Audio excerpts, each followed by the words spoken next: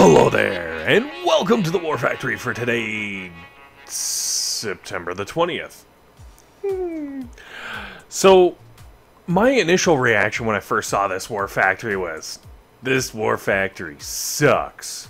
But then I realized, you know what, no. With a few very careful attacks, you can take this bad boy down into no problem. Obviously, the first one being what I'm doing right now, and that is taking out all of the mines, because you're going to walk some zookas in there, and then you're going to blast down the two shield generators.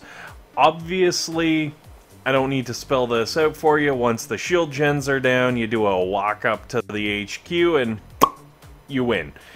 Call it a day. I'm not going to do that, because I'm crazy. Yeah.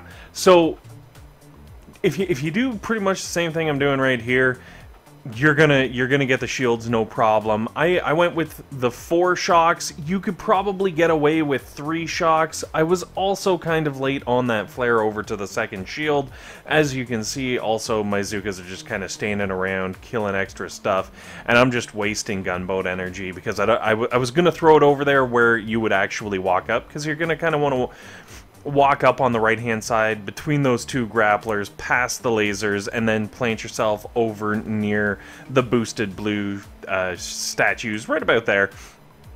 But I didn't want to do that because that would affect this attack, which is the alternative, because I was kind of looking at it and I was like, man, crzm up the right hand side is so close but so far, because you've got that nasty pack of lasers doing horrible things, and if you go all the way over into the corner, you got a bunch of flamethrowers there doing horrible things to your critter wall, and it just, there were horrible things going on everywhere. So I ended up sort of coming up with this attack.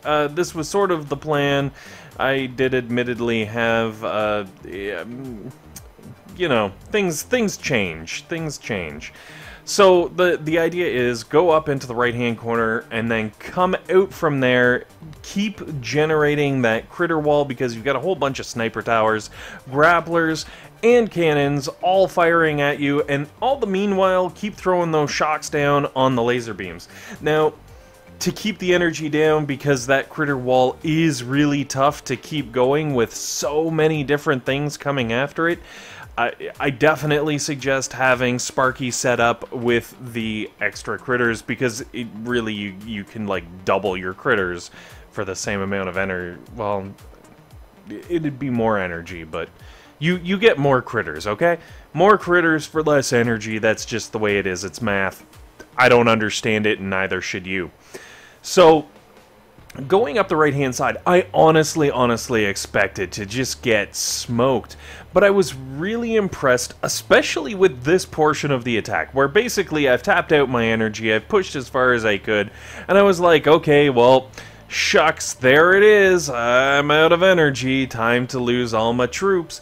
But I realized with the little bit that I did have left, I could keep throwing medkits, so I sort of did that, and I actually got a lot more legs out of the attack than I really thought. Like, I've cleared up the entire right-hand side.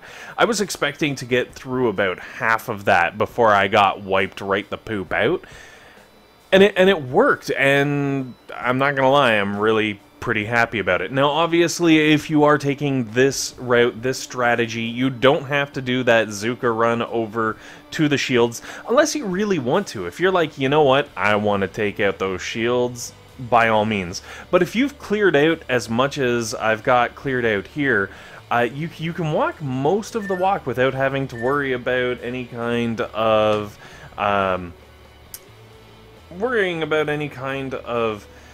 smokes, and then the second half, it's really just a straight line smoke, so it's not that horribly bad. Or you can do what I am obviously doing right now, which is a second attack of the crzm. And the reason I went with the second attack is, if you didn't take out those shields on the left-hand side, you're going to have to blow through a 2 million point shield, and as the board lies right there, it's not enough yet. It's just not enough. You're gonna lose your zookas before you finish burning through the 2 million point shield. So I wanted to show this attack because with the ridiculous progress I made over there on the right-hand side, I was feeling a little cocky, I guess, filled with crzm. And so I just wanted to push the envelope, see how far I could go.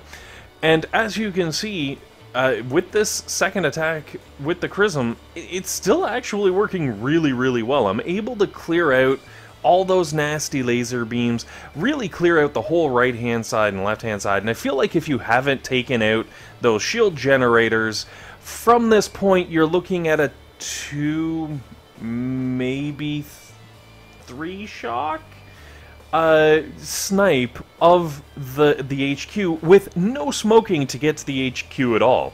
Now, because I already took out the shield gens because of the showing the alternative strategy and, you know, like how to take this bad boy out in 2, I just kind of let my troops roll forward, and I wasn't trying to take out the HQ this attack.